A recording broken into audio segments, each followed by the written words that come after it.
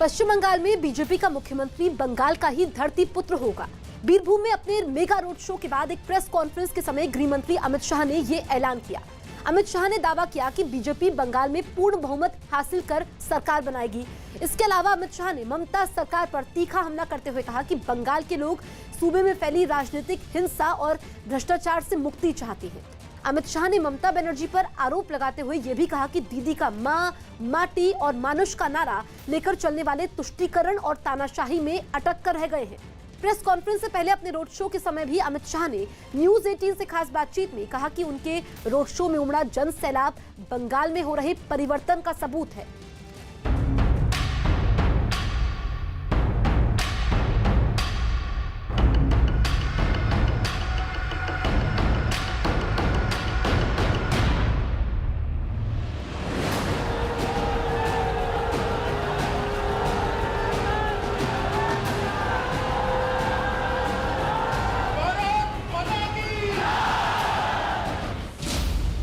शाह की सियासी स्ट्राइक।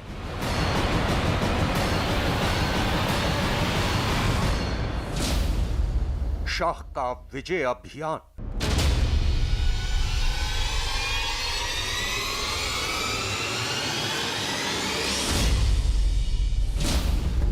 ममता बनाम शाह।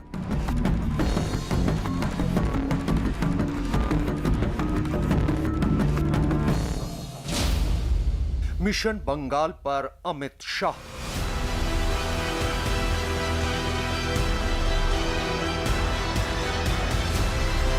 जैसे जैसे पश्चिम बंगाल के चुनाव नजदीक आते जा रहे हैं, वैसे वैसे बंगाल में टीएमसी यानी तृणमूल कांग्रेस और बीजेपी यानी भारतीय जनता पार्टी के बीच सियासी दांवपेच का दौर और भी तेज होता जा रहा है।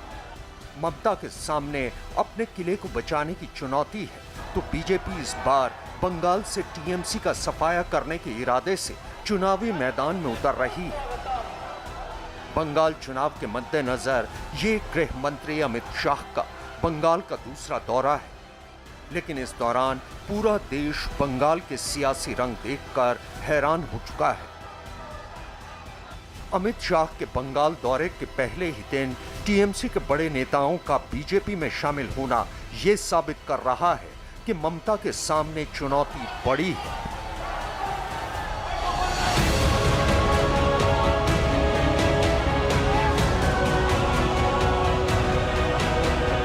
ये अमित शाह के बंगाल दौरे के दूसरे दिन बीरभूम में उनके मेगा रोड शो की तस्वीरें हैं।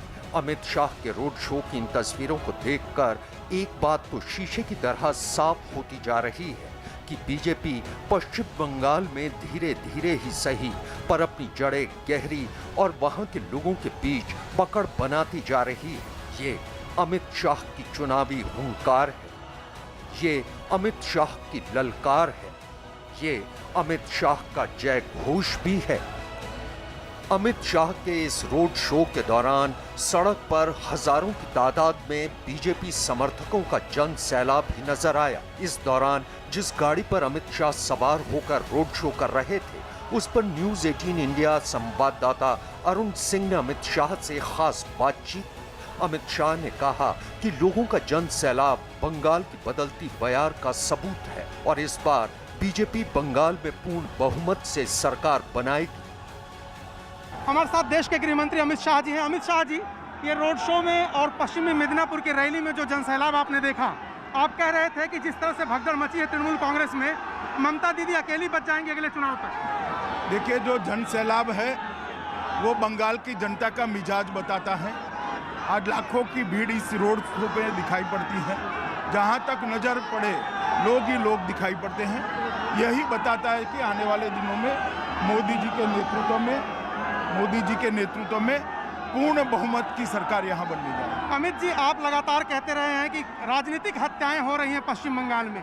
क्या आपकी सरकार बनेगी तो इस तरह की हत्याओं की जांच आप लोग करेंगे, इस बारे में कदम उठाएंगे ताकि आपके कार्यकर्ताओं को न्याय मिले? सबसे पहले तो हम किसी की भी राजनीतिक हत्या न हो, ऐसा वातावरण, अच्छा वातावरण सुनिश्चित करेंगे और जाँच भी जरूर की जाए। सर, कितने और नेता संपर्क में हैं तृणमूल कांग्रेस के? क्योंकि आप कह रहे थे भगदड़ की स्थिति है तृणमूल कांग्रेस में और 6 विधायक, एक शुभेंदु अधिकारी को आपने ज्वाइन भी करवा लिया। मेरे साथ कोई संपर्क नहीं। अच्छा सर, एक सवाल मेरा यह है कि कई राज्यों में आप मुख्यमंत्री का चेहरा प्रोजेक्ट करते हैं, कई में नहीं करते हैं। क्या यहाँ का चुनाव प्रधानमंत्री नरेंद्र मोदी के चेहरे पर ही होगा या लोकल लीडरशिप भी आप आगे करेंगे? पार्लियामेंट्री बॉडीज पर उचित निर्णय।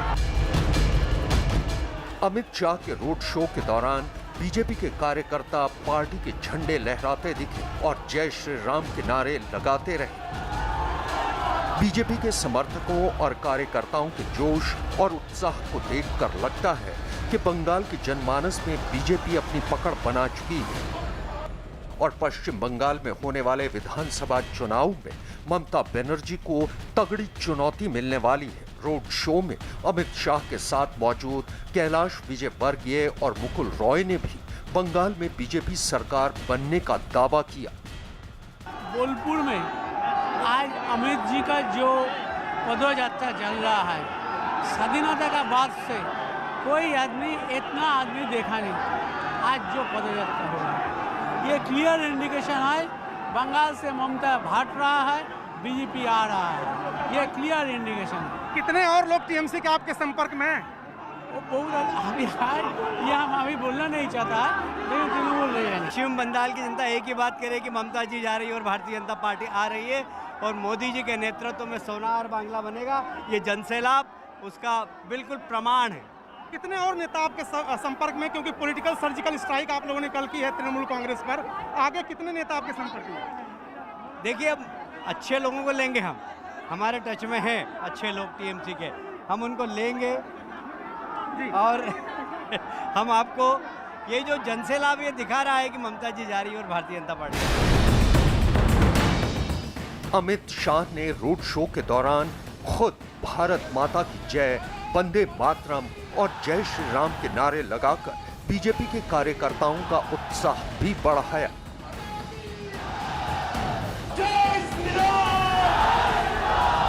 इसके बाद उन्होंने पार्टी कार्यकर्ताओं और समर्थकों को संबोधित करते हुए ममता बनर्जी पर चुनावी तंज भी कसा। अमित शाह ने कहा कि इस बार बंगाल में परिवर्तन होने जा रहा है। बंगाल की जनता का नरेंद्र मोदी जी के प्रति जो प्यार और विश्वास है उसको बंगाल की जनता का जो ममता दीदी के प्रति गुस्सा है उसको दिखाता और मालूम पड़ता है कि बंगाल की जनता तय कर बैठी है, दीदी चुनाव के मैदान में आ जाओ, इस बार बारी कमल की है। बंगाल की जनता परिवर्तन करना चाहती है। भारतीय जनता पार्टी के जितने बड़े नेता हैं उन नेताओं की तस्वीर कुछ महीने पहले तक, कुछ साल पहले तक यहाँ इस इलाके में बीजेपी हाशिए पर थी, लेकिन आज आप ये देखिए कि अमित शाह ने रणनीति ऐसी बनाई है।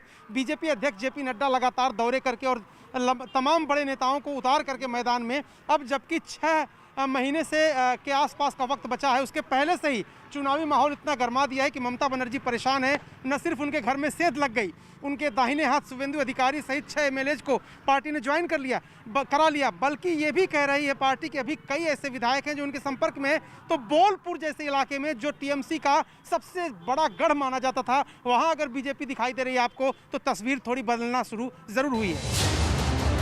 रोड शो से पहले अमित शाह बीरभूम के स्टेडियम रोड पर मौजूद हनुमान मंदिर गए, वहां पूजा की। इसके बाद ही वो रोड शो के लिए रवाना हुए। इससे पहले गृह मंत्री अमित शाह ने अपने 2 दिन के बंगाल दौरे के दूसरे दिन की शुरुआत शांति निकेतन की विश्व भारती यूनिवर्सिटी से की। अमित शाह ने विश्व भारती यूनिवर्सिटी में गुरुदेव रविंद्रनाथ टैगोर को श्रद्धांजलि दी और वहां पर एक सांस्कृतिक कार्यक्रम में शिरकत भी की। कार्यक्रम खत्म होने के बाद मंच पर जाकर उन्होंने कलाकारों से मुलाकात भी की। इसके बाद अमित शाह बीरभूम के पारुलदांगा गांव में एक लोक गायक के घर दोपहर का भोजन करने पहुंचे। वहां पहुंचकर पहले उन्होंने शिवलिंग पर दूध चढ़ाकर भगवान शिव की पूजा की और उसके बाद वो बाउल गायक के घर पहुंचे। घर पर उनका स्वागत बांग्ला लोकगीत गाकर किया गया।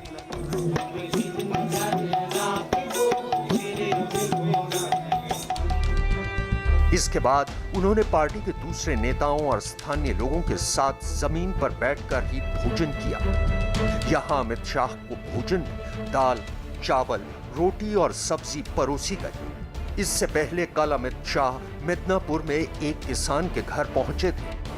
वहां भी उन्होंने भोजन किया था। अमित शाह के बंगाल दौरे का एजेंडा साफ है। अमित शाह पश्चिम बंगाल की लोक आस्था के बड़े धामों और लोक नायकों को श्रद्धांजलि देकर बंगाल की जनता को हिंदुत्व और राष्ट्रवाद का संदेश देना चाहते हैं। इसलिए उनके दौरे में यह रंग नजर भी आए।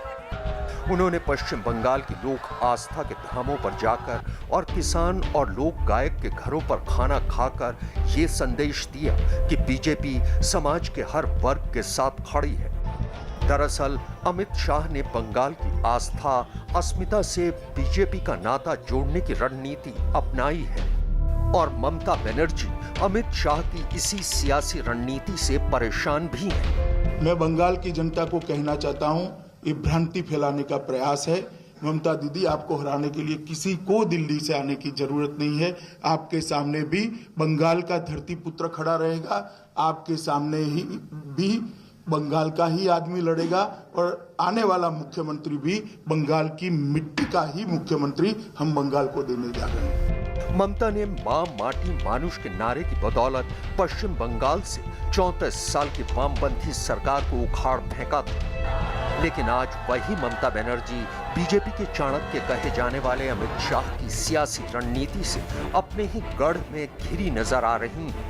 लेकिन ममता इतनी आसानी से अपने किले को गिरने नहीं देंगी। लिहाजा इस बार उन्होंने बीजेपी को घेरने के लिए बंगाल अस्मिता का कार्ड खेला है, ताकि वो बीजेपी के राष्ट्रवाद और हिंदुत्व जैसे मुद्दों का सामना कर पाएं। ममता बनर्जी बीजेपी नेताओं पर बाहरी गतो यानी बाहरी होने का ठप्पा लगा रही, तो वहीं अमित शाह बंगाल की संस्कृति से बंगाल की सत्ता तक पहुंचने के लिए अपनी पैठ बनाने की कोशिश कर रहे हैं। टीएमसी राज्य में होने वाले विधानसभा चुनाव को बंगाली बनाम बाहरी की लड़ाई का रंग दे रही है और ममता बनर्जी खुद भी बीजेपी नेताओं को बाहरी कहकर बंगाल की जनता को आगाह करने के लिए कमर कसे हुए हैं। ममता को बीजेपी ने ए बार बांग्ला पार्ले शामला यानी अब बंगाल बचा सको तो बचा लो जैसे नारे से चुनौती दी, तो उसके जवाब में ममता बनर्जी ने बंग ध्वनि यानी बंगाल की दहाड़ का नारा दे डाला। तृणमूल कांग्रेस के कार्यकर्ताओं की सत्ता का अहंकार जब सर पर चढ़ जाता है तब इस प्रकार की घटनाएं आकार लेती हैं।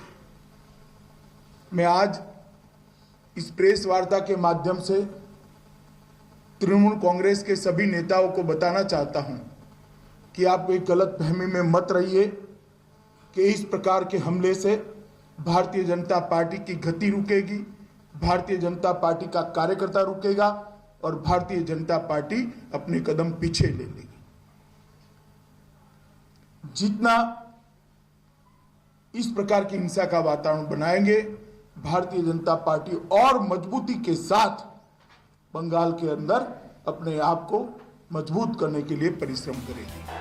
अमित शाह के दौरे के बाद बीजेपी बंगाल में पूर्ण बहुमत से सरकार बनाने का दावा कर रही है।